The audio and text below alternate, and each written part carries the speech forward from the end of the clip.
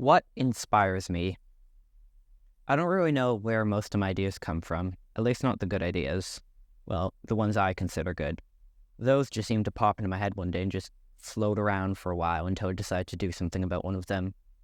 If I had to try and find a moment when a lot of ideas do happen to pop into my head, I'd say it's when I'm trying to fall asleep, usually after reading for an hour. I love to read, but I never understand people who say reading is a good way to relax, especially before bed, because once I get into a book, it is very hard for me to stop, which usually ends up with me staying up past midnight trying to finish a chapter, or sometimes even a whole book.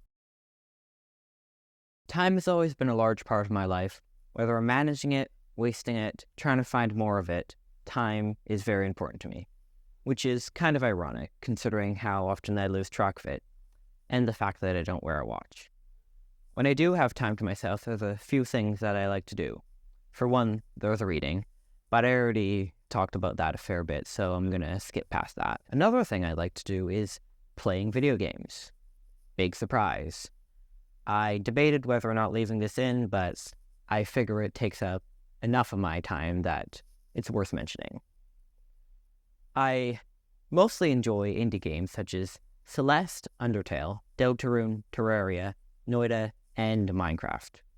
But I really like puzzle games, such as Portal 1 and 2, Superliminal, and Baba Is You, because they force you to think in different ways to how you normally would. Think outside the box, if you will. I also like to code, and that's what a fair bit of my inspiration and idea power goes towards. I think coding is interesting because when I code, I'm creating something that has never existed before, at least in the specific form I'm creating it in. I also like it for the feeling of accomplishment when you get something to work after tinkering with it for an hour or so.